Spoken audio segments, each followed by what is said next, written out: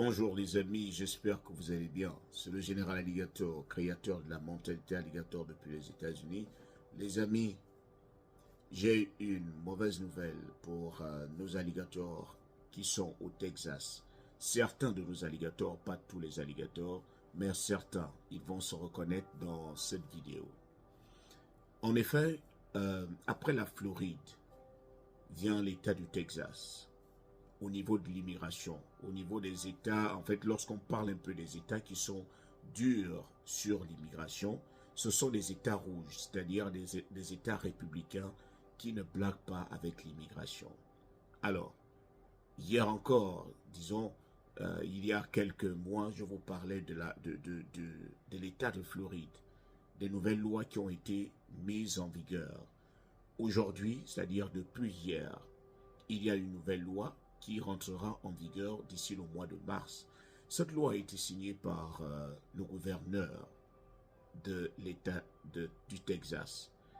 Alors, cette loi va rendre la vie difficile à toutes les personnes qui sont passées par la frontière mexicaine et qui se sont retrouvées ici aux États-Unis, qui se retrouvent précisément dans l'État du Texas. Ces personnes auront des problèmes. C'est-à-dire, le gouverneur d'ici le mois de mars, va donner le titus, sinon le pouvoir aux forces de l'ordre d'arrêter toutes les personnes soupçonnées d'avoir traversé la frontière mexicaine et qui se retrouvent dans l'État du Texas de manière illégale. Donc, lorsqu'on vous attrape, vous allez encourir certaines peines.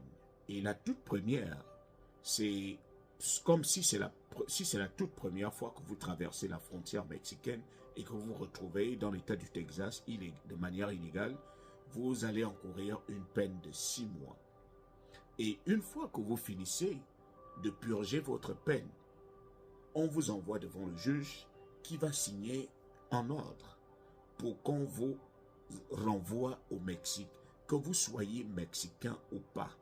Si vous êtes vénézuélien, si vous êtes hondurien, si vous êtes guatémaltèque, on va vous envoyer rien qu'au Mexique et on va vous demander de vous débrouiller là-bas.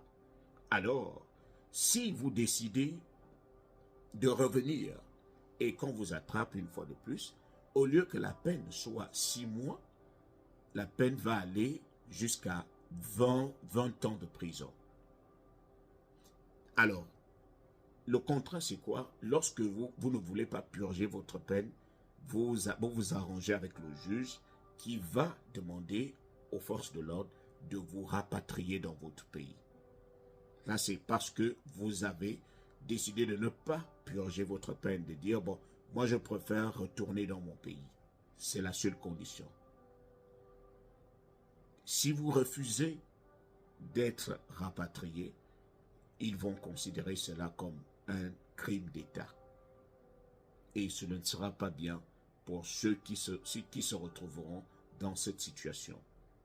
Les amis, c'est vraiment avec beaucoup de tristesse.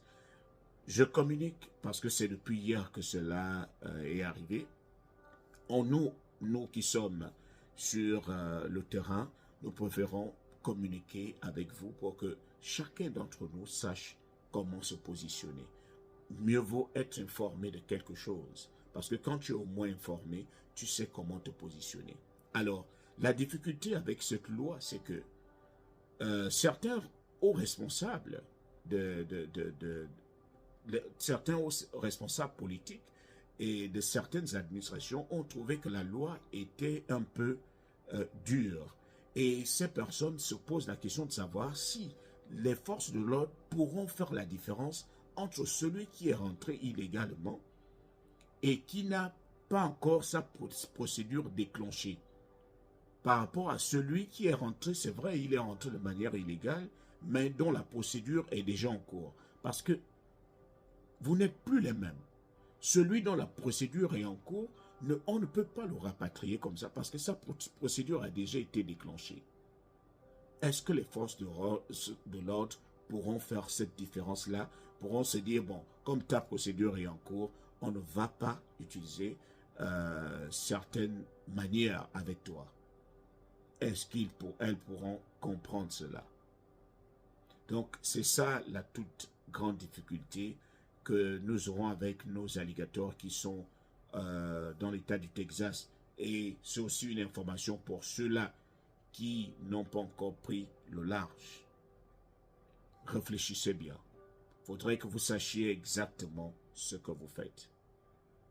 Rassurez-vous, nous ne sommes pas là pour décourager qui que ce soit, mais nous voulons que vous ayez vos yeux braqués sur les États-Unis sans que quelqu'un d'autre ne vous raconte autre chose.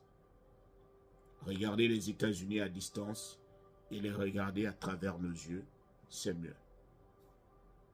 C'était le général.